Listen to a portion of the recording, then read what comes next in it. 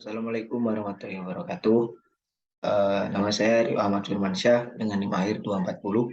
Jadi di sini saya akan mm, memberikan bagaimana caranya kita menganalisis data menggunakan aplikasi yang bernama SPSS. Di yang pertama ya kita perlu membuka aplikasinya ya, SPSS itu sendiri. Di sini saya akan membuka terlebih dahulu untuk aplikasi SPSS.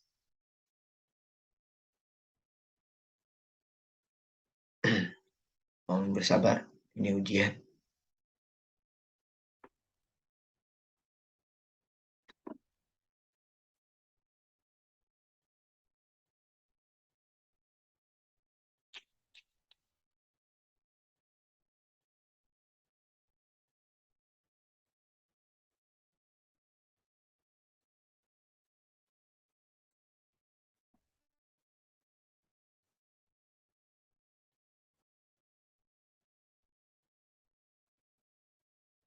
Sambil menunggu, jadi untuk data yang mau saya analisis itu merupakan data dari kakak tingkat, di mana beliau ini juga satu penjurusan dengan saya, yaitu pemasaran.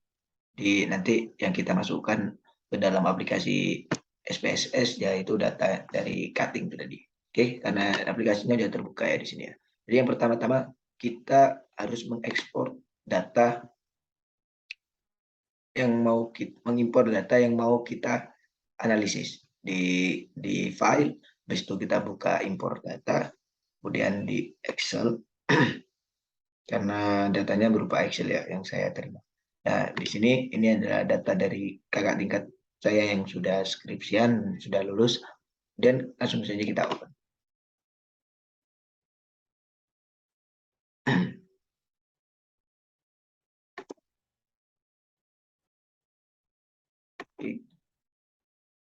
Nah, dia udah keluar, langsung saja kita oke. Nah, oke. Ini untuk datanya udah terimpor ya. Kemudian setelah datanya sudah terimpor, kita yang pertama yaitu mau menganalisis validitas. Yang pertama kita ke analyze. Bentar, karena tidak kelihatan ya. Bentar. Nah, kita ke kolom analyze, kemudian ke correlate, kemudian bivariate. Nah, jadi di sini ada dua kolom. Untuk di kolom yang kanan ini variabel yang mau kita analis. Nah, untuk analis validitas variabel yang pertama itu kita masukkan variabel yang 1 sampai yang 9. Kita pindahkan ke kolom sebelah kanan, mencet tombol panah ini. Nah, setelah itu langsung aja kita oke. Nah, setelah kita oke, nanti bakal keluar hasil dari analisis validitas variabel yang pertama. Kemudian kita kembali lagi, kita menganalisis validitas variabel yang kedua. Caranya hampir sama, ya sama, bukan hampir sama. Cuma untuk kolom yang di sebelah kanan ini kita ganti sesuai dengan data yang kita analis. Karena di data yang saya analis untuk variabel yang kedua itu memasukkan V10 sampai dengan V14. Kita masukkan sebelah kanan, langsung saja kita oke. Nah, langsung keluar hasilnya. Kemudian sampai ke variabel yang terakhir. Caranya sama ya, cukup ke analis, habis itu ke correlate, habis itu ke bivariate, terus kita tinggal pindahin aja variabel sebelah kiri ke sebelah kanan. Kemudian analisis data yang kedua yaitu reliabilitas. Itu cukup ke analis, kemudian kita ke scale di reliability analysis. Nah, untuk di kolom item kita masukkan variabel yang tadi yaitu variabel 1 sampai ke 9 untuk variabel yang pertama.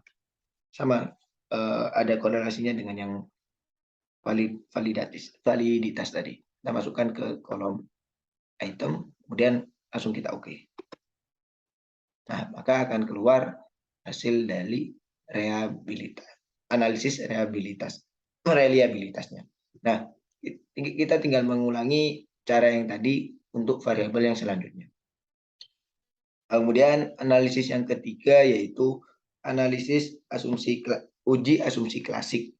Yang dimana yang pertama ada normalitas, kita cukup ke analyze, kemudian karena kita di sini tentang grafik ya, itu kita ke analis, kemudian ke regression. Kita ke regression, kita ke linear. Kita ke linear. Nah, untuk dependennya kita masukkan variabel 42 sesuai data. 42 kita masukkan ke kolom dependen. Kemudian untuk independennya kita masukkan sesuai dengan data kita ya. Kalau di data saya itu variabel 14, variabel 9, dan variabel 14, variabel 20,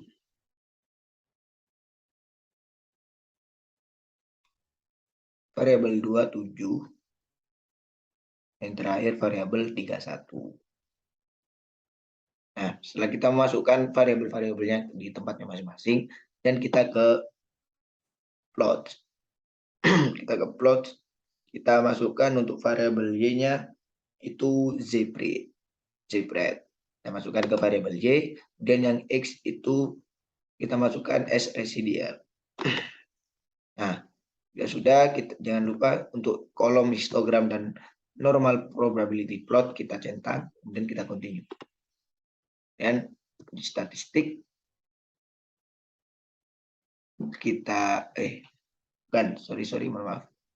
Kita di kolom save kita centang di residual unstandardized. Setelah itu kita continue. Lalu kita oke.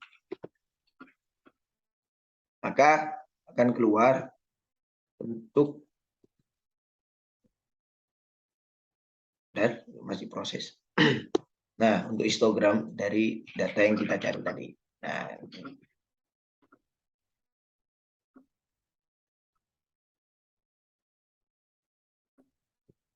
seperti inilah hasilnya. Untuk uji asumsi klasik, uji normalitas yang pertama. Dan yang uji asumsi klasik yang kedua yaitu Kolmogorov. Kita tinggal ke analyze, kemudian di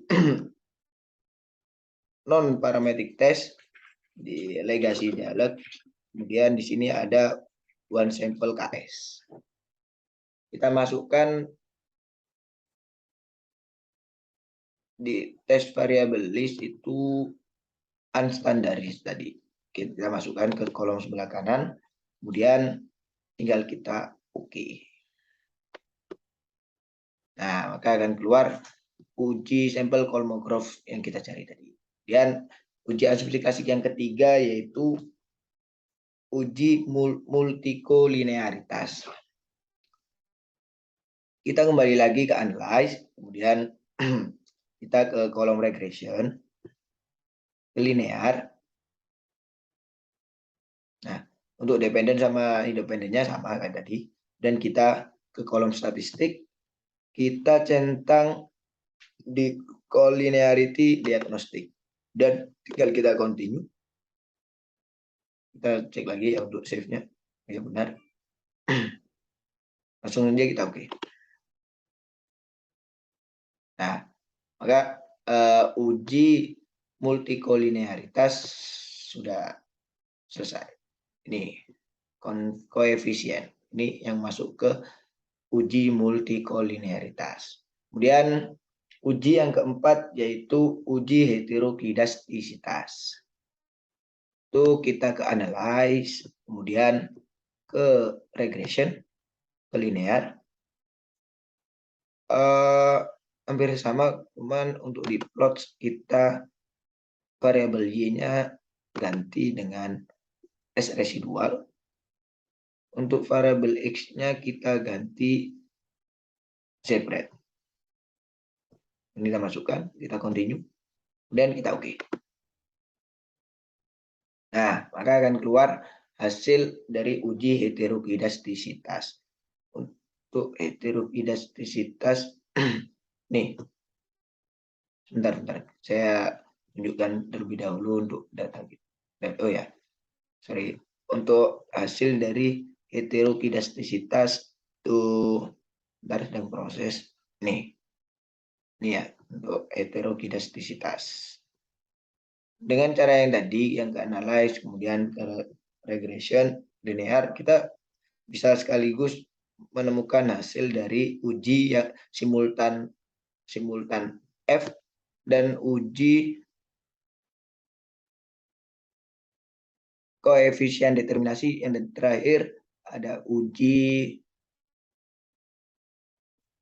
maaf saya lupa ya, dulu partial T. Jadi untuk data yang tadi kita udah bisa langsung cari di sini untuk hasilnya. Kita ke kolom regresi, kemudian kita bisa cari di sini. Untuk uji, kita sambil mencocokkan dengan laporan saya. Uji koefisien determinasi itu di model Sunmari. Kita scroll ke atas. Nah, ini dia. Nah, ini adalah hasil dari uji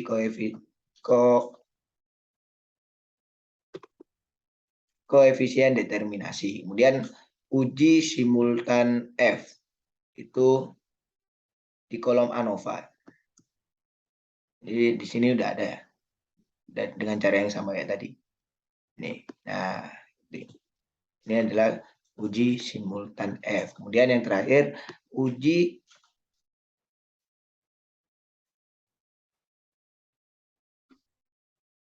parsial T di kolom koefisien, di tabel koefisien.